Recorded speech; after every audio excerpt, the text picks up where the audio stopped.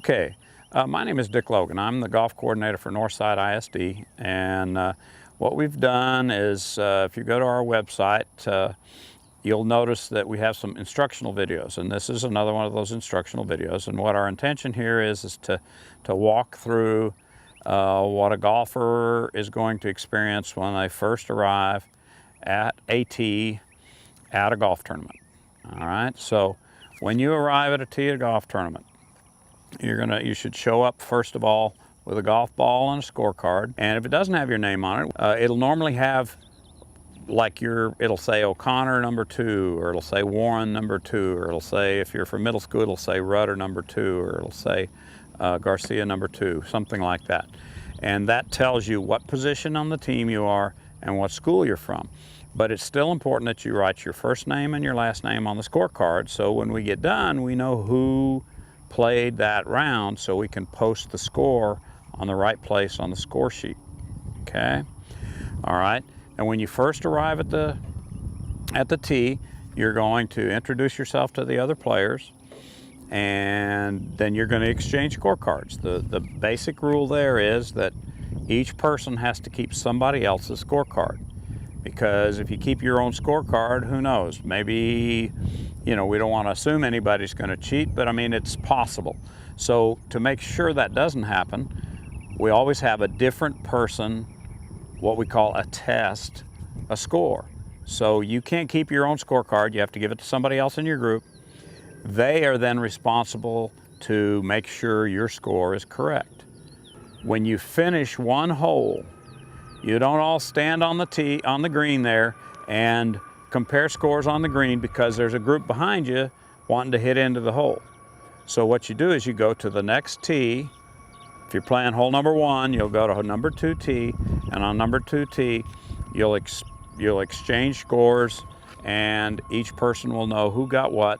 Once you're all in agreement, you put the scorecards away, you then play the next hole. At some point, you will be told by your golf coach what tee you're going to tee off from. Now, if you're playing in a tournament like regionals or district, or if your team gets really good and they were to qualify for the state tournament, we do what's called a progressive start. In other words, you'll be teeing off on either hole number 1, or like this one, hole number 10. And everyone tees off in tee time. So like if I'm teeing off at 8 o'clock, I'll tee off at 8 o'clock on number 10.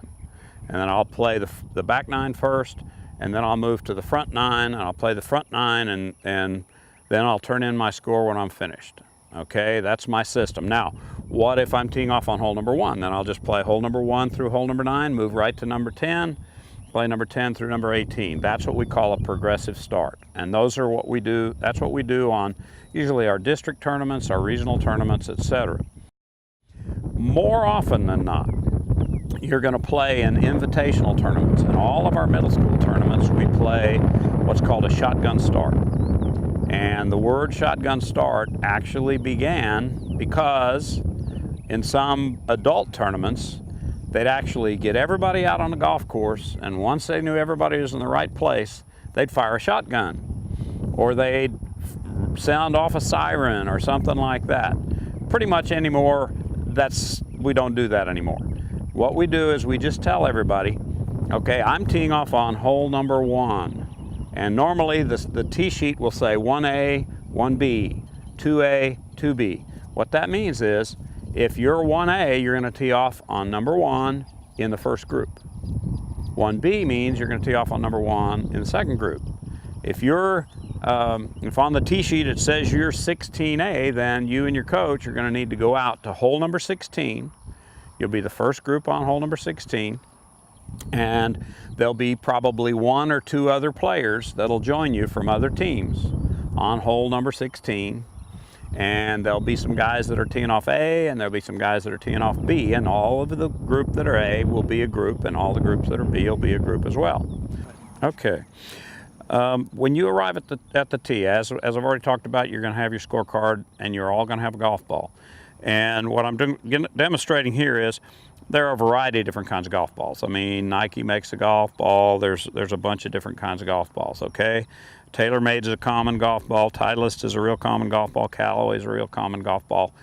And the main thing these numbers are for is the number 1, number 2, number 4 is to identify which ball's which. So like if 3 of us were playing Callaway, I might have a 1, you might have a 2, and somebody else have a 4. That way we'd know when we get out in the fairway who's playing what golf ball. Okay, but it's always a good idea to also have a Sharpie and use that Sharpie to make some kind of mark. I make the same mark on every golf ball I use. I always take a purple mark or black mark or blue mark, and I'll draw a circle around the number. And I draw a circle around both sides, and that way, if I was to play an adjacent fairway to somebody else, even if this is my group, and we've got a Callaway and a TaylorMade and a Titleist, we're obviously never going to get our balls mixed up because we know who's playing what. But let's say I'm in an adjacent fairway to somebody playing the other way. I'm number 1 and he's number 2, and he's got a Titleist 2 also. That circle is going to help us know which ball's mine and which ball's his.